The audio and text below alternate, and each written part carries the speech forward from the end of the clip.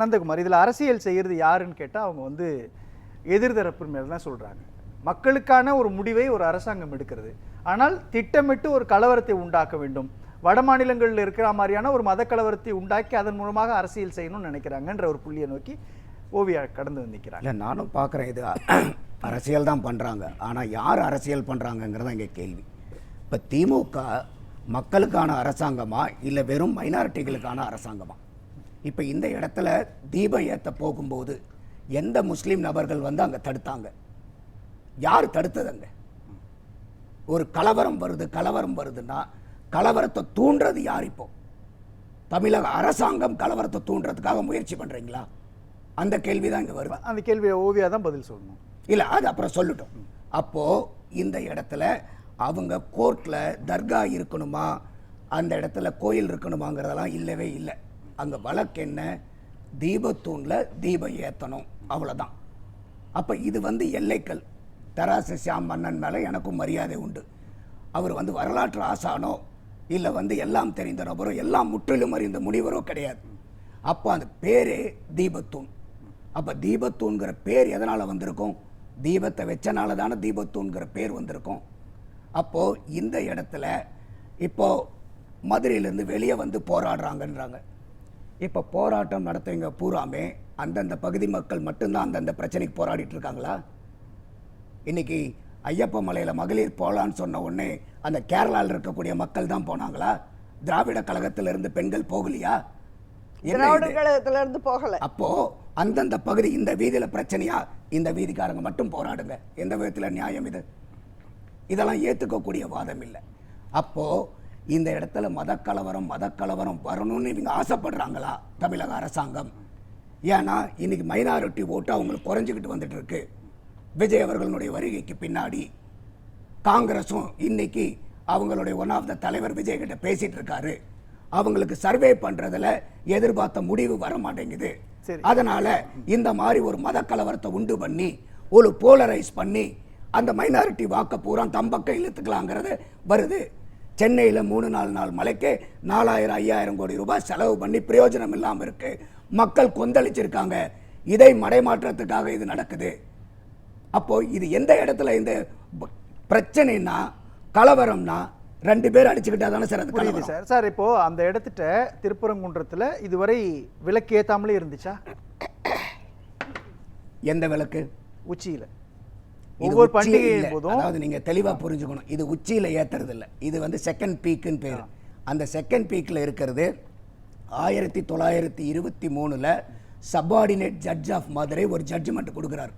வரலாற்று ஆய்வை பூரா எல்லா டேட்டாவும் எடுத்து இந்த மலை முழுக்க கோயிலுக்கு சொந்தமானது 3 இடத்தை தவிர, அது நெல்லித்தோப்பு, அடுத்தது தர்கா, அடுத்தது பிளாக் போஸ்ட், அதுக்கு போற படிக்கட்டு, இந்த 3ஐயும் தவிர மீதி அத்தனை இடமும் கோயிலுக்கு சொந்தமான இடம்னு தீர்ப்பாகுது. நான் கேட்கிறேன், ஒரே நிமிஷம் அந்த தர்கா பக்கத்துல இருந்து ஒரு 15 அடிக்குள்ளவே நம்ம ஏத்தணும் அப்படின்றதுக்கான அவசியமும் தேவைங்க வந்து அந்த அவசியமே இல்லை.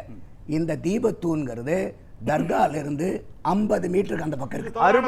இல்ல 60ன்னு சொல்றீங்க, அங்கதான் பிரச்சனை வருது. இல்ல அங்கதான் பிரச்சனையே வருது. எடுத்து படிக்க சொல்லுங்க, எடுத்து படிக்க சொல்லுங்க. இது ராஜேந்திரன் ஒரே பேசிட்டு தொண்டை கட்டி இருக்கு, அவருக்கு தொண்டை கட்டி இருக்கு. ஒவ்வொருத்தங்களா பேசுறேன். நான் சொன்னேன், இது வந்து மத பிரச்சனை இல்ல, இது ஆன்மீக பிரச்சனை இல்ல, இது வந்து கடைசியில நிலத்தகராறுக்கு வரும்னு இப்பதானே சொன்னேன். வந்துருச்சா? இல்ல நிலத்தகராறு இல்ல, இல்ல இது நிலத்தகராறு இல்ல. இப்ப என் வீடு பக்கத்துல ஒரு முஸ்லீம் வீடு, என் வீட்டுல தீபம் வைக்கிறனால பக்கத்து வீட்டு முஸ்லீம்களுக்கு என்னங்க பிரச்சனை வந்துரும்? இல்ல அங்க எப்படி இல்ல அதுதான் பிரச்சனை. எப்படி இல்ல 2014ல மறைந்த முதலமைச்சர் ஜெயலலிதா அங்க சொல்றாங்க அந்த இடத்துக்கு இருந்து தள்ளி வைக்கணும்னு. கரெக்ட்டா தர்காவுல இருந்து 15 அடியில வைக்கணும்ன்றது தானே. அதுக்கான தேவை என்ன வருது? தவறுங்க. இது ஜட்ஜே போய் ஃபீல்ட் விசிட் பண்ணி ஜட்ஜ்மென்ட்ல நம்பர் கொடுக்குறாங்க, அதெல்லாம் படிங்க. சும்மா வந்துட்டு நம்ம பேசக்கூடாது. யாரு சும்மா நீங்க பேசுறது? எல்லாம் படிச்சீங்க. எல்லாரும் நாங்கெல்லாம் பாமரங்க. இல்ல, நந்தகுமார் பேசுறது மட்டும்தான் உண்மையா? நந்தகுமார், ஒரே நிமிஷம் நந்தகுமார். 15 அடிக்குள்ள ஏற்றப்படுதுன்றதுதான் தமிழ்நாடு அரசாங்கத்துடைய குற்றச்சாட்டு, விமர்சனம். அப்போ தீபம் ஏற்றணும்ன்ற நோக்கம் கிடையாது. இருங்க, நான் சொல்றேன். இப்போ இந்த இதே வந்து HRNC அந்த தீபத்தூணை போட்டு மறைக்கிறாங்க. HRNC எந்த இடத்துக்கு சொந்தமான இடத்துல போய் அவங்களோட ஆதிக்கத்தை செலுத்த முடியும்? தர்கால போய் பண்ணிட முடியுமா அவங்க? சார் எல்லா இடத்துலயும் செய்யலாம் சார். எப்படி பண்ணுவீங்க? ஏன்னா HRNC-யோட கட்டுப்பாட்டுல இருந்து அவங்க தான் பாதுகாக்க வேண்டியிருக்கு. HRNC-ல கட்டுப்பாட்டுல எது வரும்? தர்கா வருமா, கோயில் வருமா? கோயில் வரும்ல. அப்ப இந்த தீபத்தூணை போய் அவங்க துணி போட்டு மூடுறாங்கன்னா அந்த தீபத்தூண் அது தீபத்தூணே இல்லன்றாங்க சார். இப்போ அதான சார் பிரச்சனை. எல்லைக்கல்ல வந்து தீபத்தூணுன்னு உருவாக்கி தர்காவில இருந்து 15 அடிக்குள்ள இருக்கக்கூடிய ஒரு இடத்தை நீங்க செலக்ட் பண்ணி அங்கதான் ஏத்தணும்னு சொல்றது திட்டமிட்டு ஒரு கலவரத்தை உண்டாக்குறது. எல்லைக்கல்னா என்ன எல்லைக்கல்? என்ன எல்லைக்கல்? மலைக்கு மேல என்ன எல்லை சொல்லுங்க, என்ன எல்லை? ஒரு இடம், எந்த இடம் சர்வேக்கு உட்பட்டாலும் அதுல வந்து எல்லைக்கல் நடுவாங்க. சரிங்களா? எப்படி என்ன எல்லை? ஐயா சொன்ன மாதிரி அவ்வளவு உயரத்துக்கு நடுவாங்களா? இல்ல அவ்வளவு உயரத்துக்கு நடுவாங்களா? ஆமா, நீங்களே சொல்றீங்க. நம்ம எதா இருந்தாலும் யாரா இருந்தாலும் மேடம் முடிச்சிடுறேன் நான். யாரா இருந்தாலும் நியாயமா பேசணும். இது வந்து கோயிலுக்கு சொந்தமானது. எல்லைக்கல் இல்லனா எப்படி பிரிப்பாங்க? லாஜிக் என்ன இருக்கு? கவலையே பட எல்லைக்கல் இல்லனா எப்படி பிரிப்பாங்க? கற்பனையா பிரிப்பாங்களா? ஏற்கனவே கோர்ட் அதெல்லாம் பிரிச்சு வச்சிருக்குது. அதத்தான் சொன்னா எல்லைக்கல். அதுக்கு தான எல்லைக்கல். அவரே பேசுறீங்க. அதாங்க எல்லைக்கல். அவரே பேசிட்டோம். நீங்க கண்ட்ரோல் பண்ணலனா அவரே பேசுறீங்க. சொல்லுங்க. அவர் என்ன சொல்றாரு? எந்த அடிப்படையில பிரிச்சீங்கன்றாரு. 1923லயே இது சட்டம் வருது. அப்பயே கவர்மெண்ட் அன்னைக்கு இருந்த அரசாங்கம் கேக்குது, இல்ல மீதி இருக்க இடத்த பூரா கவர்மெண்ட் புறம்போக்குன்னு ஒதுக்குங்கன்னு கேக்குது. அதையும் முடியாதுன்னு சொல்றாரு. இது மேல் அப்பீல் ஹைகோர்ட்டுக்கு வந்து ரிசர்வ் ஆகுது ஜட்ஜ்மெண்ட். அதுக்கப்புறம் பிரைவி கவுன்சிலுக்கு போகுது லண்டனுக்கு. ஏன்னா பிரிட்டிஷ் இந்தியாவில் இன்றைக்கி எப்படி எல்லா சுப்ரீம் தான் ஹையஸ்ட் சுப்ரீம் கோர்ட்டோ அந்த மாதிரி பிரிட்டிஷ் இந்தியாவில் எந்த விதமான டாப் மோஸ்ட் அப்பீலும் பிரைவி கவுன்சிலுக்கு தான் போகணும். அந்த பிரைவி கவுன்சிலில் 1931 தெளிவாக ஜட்ஜ்மெண்ட் கொடுத்து இதை சப்பார்டினேட் ஜட்ஜ் ஆஃப் மதுரை என்ன தீர்ப்பு கொடுத்தாங்களோ அவங்க சான்றிதழ் பிரகாரம் தரவுகளின் பிரகாரம் கரெக்டான நியாயமான தீர்ப்பை கொடுத்துருக்காங்கன்னு தெளிவா அதை வந்து அப்பீல் பண்றாங்க. இல்ல என்ன தீர்ப்பு சொல்லியிருக்காங்க அதுல? அந்த தீர்ப்புல நெல்லித்தோப்பு அது 33 சென்ட், அதுக்கு அடுத்தது தர்காக்கு போற படிக்கட்டு, அந்த கொடிமரம், இதை தவிர மீதி ஒட்டு மொத்தமும் கோயிலுக்கு சொந்தமான நிலம், அரசாங்கத்தினுடைய புறம்போக்கு கூட ஒரு சதுரடி அங்க கிடையாது அப்படின்னு சொல்றாங்க. அப்போ தர்காவில இருந்து பக்கத்துல நாங்க தீபம் ஏத்தணும், ஏன்னா எங்களுடைய எல்லைக்குள்ள வருது அப்படின்னு சொல்றீங்க சார். அதைத்தான் கேக்குறேன். இப்ப என் வீடு இல்ல இருக்கட்டும் சார், உங்க வீட்டுக்கு எங்க வீட்டுக்குன்னா என் செவத்துல தான் வந்து நீங்க ஏத்தணும் அப்படிதான் சொல்ல வரீங்க. வீட்டு என் வீடுங்கிறது உங்க செவரும் ஒண்ணா? இல்ல சார், உங்களுடைய இடத்துல தான் ஏத்துறீங்க. ஆனா அது வந்து உங்களுடைய இடத்துல எங்க பக்கத்துல வந்து ஏத்தலாம். அப்ப அது முரண்பாடு கிடையாது. என் இடம் எப்படி சார் உங்க இடமாகும்? சார் உங்க இடத்துல தான் சார் ஏத்துறீங்க, ஆனா எங்க பக்கத்துல வந்து ஏத்துறீங்கன்னா பிரச்சனை உருவாக்குறதுதானே காரணம். அது என்ன பிரச்சனைனா அதை தான் கேட்டேன். என் வீட்டுல தீபம் வைக்கிறதுக்கு பக்கத்து வீட்டுல கிறிஸ்டினோ முஸ்லீமோ புத்தரோ இருந்தா என்ன பிரச்சனை வரும்? பக்கத்து வீட்டுல ரம்ஜான் கொண்டாந்தா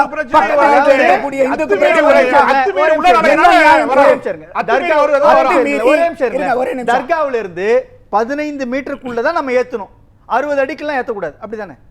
60 அடியில ஏத்துனா தீபம் எரியாது. திருப்பி 15 அடிக்குள்ள ஏத்துனாதான் தீபம் எரியும். திருப்பி போய் ஜட்ஜ்மென்ட் படிங்க. அதுல வந்து அவர் எல்லாம் படிச்சிருக்காருங்க. நீங்க படிக்கீங்க, நீங்க படிக்காம நீங்க நெறியாளர் அடிக்க எல்லாமே அவருக்கு தெரியும். உங்களுக்கு எனக்கு எதுவுமே தெரியாது. அதான் முக்கியமான அந்த ஆதிக்க புத்தி அவருக்கு இருக்கு சார். அதெல்லாம் சொல்ல கூடாது சார். ஒரு அப்புறம் அவர் என்ன எப்ப பாருங்க ஒரு விருந்தினர் பேச கூடாது.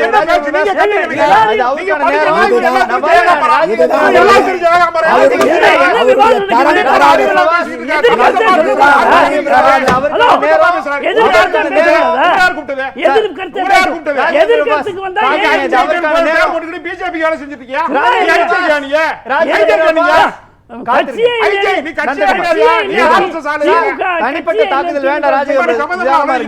நிதானமா இருங்க. சொல்லுங்க. அப்போ இந்த இடத்துல HRNC யாருக்கிட்ட வேலை பார்க்கறாங்க? யாருடைய சம்பளம் வாங்குறீங்க? எக்ஸிகியூட்டிவ் ஆபீசர் தர்கால இருந்து சம்பளம் வாங்குறாரா, வக்ஃப்ல இருந்து சம்பளம் வாங்குறாரா, இல்ல HRNC-ல இருந்து RSS-ல இருந்து வாங்குறாங்க? சார் ஒரே நிமிஷம் இருங்க சார். ஏன் சார் உங்களுக்கு சந்தோஷமா? மக்கள் பாத்துட்டு இருக்காங்க சார். ராஜேந்திர பாஸ் மக்கள் பார்த்துட்டு என்ன இருக்காங்க. பேசுறாரு நான் அவர்? அவரே பேசுறேன். ஒரு அரசு ஊழியர்களை பத்தி ஒரு மணி நேரம் அவரே பேச வைங்க. கொச்சப்படுத்தி பேசுறாரு. ஒரே நிமிஷம் இருங்க ஒரு சார். மணி நேரம் அவரே நான் பேச இருக்கிறேன் வைங்க. சார், நடுநிலை நான் பார்க்கறேன் சார், இருங்க சார். HRNCங்கிற பேரே என்னங்க? இந்து சமய அறநிலையத்துறை. அப்ப நீங்க இந்து சமய அறநிலையத்துறையை வச்சுக்கிட்டு கோயிலினுடைய இன்ட்ரெஸ்ட்டுக்கு நீங்க ஒர்க் பண்ணணுமா? தர்காவும் வக்ஃபனுடைய தர்காவுக்கு ஃபேவராக இந்து சமய அறநிலையத்துறை என்ன வேலை செஞ்சு சொல்லுங்களேன். கோர்ட் ஆர்டர் கொடுக்குது சார். நீங்க இது மதத்துக்குள்ளாரே எதுவுமே போகாதீங்க சார். கோர்ட் ஆர்டர் கொடுக்குது, ஹைகோர்ட் ஜட்ஜ் ஆர்டர் கொடுக்குறாரு, இந்த தீபத்தூண்ல தீபம் ஏத்துங்கன்னு. அதை எக்ஸிக்யூட் பண்ண வேண்டியது யாருடைய வேலை? ஆபீசர்களுடைய வேலை இல்லையா? HRNCனுடைய வேலை இல்லையா? சரி, ஏத்துலன்னா என்ன பண்ணிருக்கலாம்? என்ன இப்போ அதிகாரிகள் நீதிமன்றத்தினுடைய உத்தரவை பின்பற்றல, அப்போ நீதிமன்றம் என்ன பண்ணிருக்கலாம்? அதைத்தான் இப்ப நீங்க சீக்வன்ஸா வரீங்க. கண்டெம்ட் போறாங்க 5 மணிக்கு, அவங்க கண்டெம்ட் போய் கூட அப்ப அவங்க ப்ளீட் பண்றாங்க, இல்ல 6 மணி வரைக்கும் டைம் இருக்கு, வெயிட் பண்ணுங்கன்றாங்க. 6:05க்கு தான் மறுபடியும் கண்டெம்ட்டை எடுக்கிறாங்க.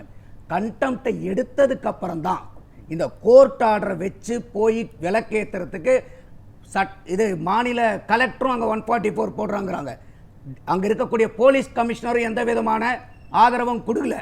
அப்ப என்ன ஆகுது இந்த இடத்துல? அப்பதான் CISF அந்த கண்டெம்ட் ஆஃப் கோர்ட்ல தான் இந்த CIF அனுப்புறாங்க.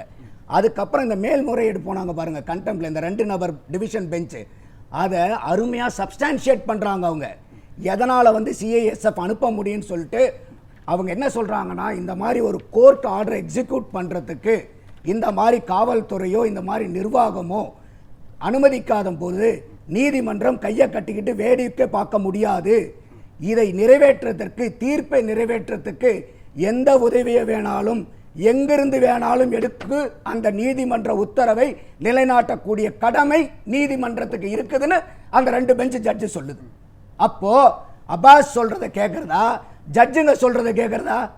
அப்போ மேடம் கூட சொன்னாங்க, இல்ல ஜுடிஷியரி, லெஜிஸ்லேச்சர், எக்ஸிக்யூட்டிவ் பாடி, எனக்கு அதில் உடன்பாடு உண்டு, யாரும் இதில் ஒருத்தருக்கு ஒருத்தர் அடிமை இல்லை.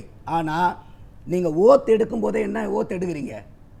நீங்கள் ஒவ்வொரு அரசாங்கத்தினுடைய கடமையும் சட்டத்தின்படி அந்த சட்டத்தை நிலைநாட்ட வேண்டிய கடமை அரசாங்கங்களுக்கு உண்டு. நீதிபதி சொல்லுகிற தீர்ப்பு மட்டுமே சட்டம் அல்ல. அப்போ என்ன பண்ணணும்னா, இவங்க அப்பீல் போறது தான் ப்ராசஸ். அப்ப நீங்க அப்பீல் போய் உங்களுக்கு அது ஸ்டே ஆகிற வரைக்கும் தட் ஜட்ஜ்மெண்ட் ஸ்டாண்ட்ஸ் குட். நீங்க அப்பீலுக்கு போய் நீங்க 1 hour ரிசர்வ் வாங்கணும், ஸ்டே வாங்கணும். ஆனா நீங்க ஜட்ஜ்மெண்ட் கொடுத்தாலும் நாங்க எதுவுமே பண்ண மாட்டோம், நாங்க எப்பயுமே இந்த ஆட்சி அவுட் ஆஃப் கண்ட்ரோல், இதுதான் அவுட் ஆஃப் கண்ட்ரோல். அப்ப நீங்க அவுட் ஆஃப் கண்ட்ரோல் எதுக்கு? சட்டத்துக்கு அவுட் ஆஃப் கண்ட்ரோலா? அப்ப சட்டத்துக்கு புறம்பான ஆட்சியை நடத்தணும்னு நினைச்சுக்கிட்டு இருக்கீங்களா தமிழ்நாட்டுல? அப்ப எந்த விதத்துல இதை ஏத்துக்க முடியும்? இதே சட்ட புத்தகத்தை வச்சுதான் 2016ல நீதிபதி வேணுகோபால் இந்த மாதிரி கோரிக்கையை வரக்கூடிய, இந்த மாதிரி கோரிக்கைங்கிறது மத கலவரத்தை தூண்டும், ஜட்ஜ்மெண்ட்ல இருக்கு, மத கலவரத்தை தூண்டும், அதனால இந்த மனுவை நான் டிஸ்மிஸ் பண்றேன் 2016ல டிஸ்மிஸ் அந்த கேட்க மாட்டாங்க. அந்த 2016 கேட்க முடியாது. ஒரே நிமிஷம், அந்த பார்ப்பன நீதிபதிகள் RSS நீதிபதிகள் சொல்றாங்க, நீதிபதி சொல்ல கூடாது. அத வேணுகோபால் ஜட்ஜ் சொன்ன பிறகு பேசிட்டு சொல்லுங்க. மறுபடியும் 2 மெம்பர் பெஞ்சுக்கு அது வந்திருக்கு, சரிங்களா? அந்த 2 நீதிபதிகளும் இல்லை இது தப்புன்னு சொல்லியிருக்காங்க. நீதிபதிகள் சொல்றதையெல்லாம் கேட்கணும்னா ஏற்கனவே 3 பேர் சொல்லியிருக்காங்களா, அவங்களா நீதிபதி இல்லையா இந்த நாட்டுல? இது அருமையான பாயிண்ட் அவங்க கொடுத்தாங்க. 2016ல அவங்களுடைய பிரேயர் என்ன? அந்த கேஸ்னுடைய பிரேயர் என்ன சார்? மலையினுடைய உச்சியில விளக்கேத்தணுங்கிறது பிரேயர். உச்சியில தர்கா இருக்கு. அப்ப அந்த தர்கா இருக்கிற இடத்துல போய் நீங்க தீபத்தை ஏத்துனீங்கன்னா அது மத கலவரம் வரும். ஜட்ஜ் கொடுத்தது நியாயமான தீர்ப்பு. அதனால நான் கொஞ்சம் தள்ளி அப்போ நீங்க போய் பேசாதீங்க.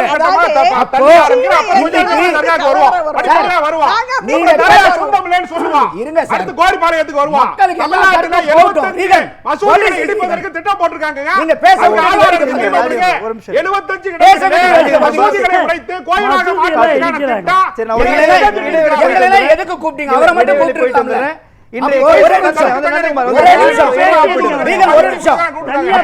பிரச்சனை எங்க வரும்னா, உங்க வீட்டுல நான் விளக்கேத்தினா அது பிரச்சனையா? கண்டிப்பா பிரச்சனை. அதை அளவு பண்ணவே கூடாது. என் வீட்டிலே விளக்கேற்ற கூடாதுன்னு சொல்றதுக்கு உங்களுக்கு என்ன உரிமை இருக்குன்னா கோர்ட் கேக்குது. கோர்ட் இதுல இன்னொன்னு என்ன தெளிவா சொல்றாங்கன்னா, it is not the matter of customs, it is a matter of rights. உரிமை சார்ந்த விஷயம் இது.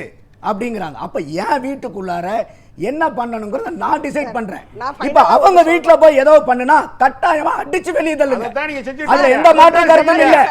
அப்போ இந்த தூண் தீபத்தூண் இருக்கிற இடத்துல யாருடைய இடம்? அது தீபத்தூண் இருக்கிற இடம் யாருடைய இடம்? நந்தகுமார், அங்க என்ன பிரச்சனை வருதுன்னா ஒரு நிமிஷம் Oviya. It is a matter of right. I 100% agree. ஆனா நீங்க கடைசில கோர்ட்ல என்ன சர்வே தான் சொல்ல முடியும். இந்த நிலம் யாருக்கு சொந்தம்னு சொல்ல முடியும். அந்த நிலம் இந்துக்களுக்கு சொந்தம்னா அது இந்து அறநிலையத்துறை கட்டுப்பாட்டுக்குள்ள நிலம். யாரோ 10 பிஜேபி காரங்களுக்குள்ள இடமா நீங்க ஹேண்டில் பண்ண நாங்க விட மாட்டோம். அதுதான், வேற ஒண்ணும் இல்ல. இல்ல இது பிஜேபி வந்து இந்த மாதிரி இது செய்யணும் வந்து நம்மளே கொடி அப்படியே வந்து முடிவெடுத்தாலும் மேடம், அது அங்க இந்து என்ன அறநிலையத்துறை சந்தேகம் வருது? அங்க என்ன சந்தேகம் வருது? ஒரே நிமிஷம் இருங்க. ஜட்ஜ்மென்ட் கொடுத்தத மையமா வச்சு ஜட்ஜ்மென்ட் ஒரே கொடுத்தது நிமிஷம் கோர்ட்டா இருங்க. பிஜேபி சார், ஜட்ஜ்மென்ட் கொடுத்தது கோர்ட்டா பிஜேபி திருப்பரங்குன்றத்தை மையமாக வச்சு ஆர்எஸ்எஸ் பாஜக நடத்துற செயல்பாடு இருக்குல்ல, அதுதான் அவருடைய சந்தேகமா மாறுது. எவ்வளவு பெரிய ஆர்எஸ்எஸ் ஒரு நீதிபதி முரணான கொடுத்திருக்காங்க. வார்த்தை அவர் இல்லையா? சொல்லியிருக்காங்க, சனாதனத்தை ஏற்றுக்கொண்ட நீதிபதி சொல்லியிருக்காங்க. அது என் மேல வழக்கு உங்களுடைய போடுங்க. கருத்தை நீங்க வெளியில என் மேல போய் வழக்கு சொல்லுங்க. போடுங்க. இல்ல, இல்ல. நான் பகிரங்கமா சொல்றேன், வழக்கு போடுங்க. அதை நீங்க வெளியில போய் பேசுங்க. நானே சனாதன பேசலாம் என்ற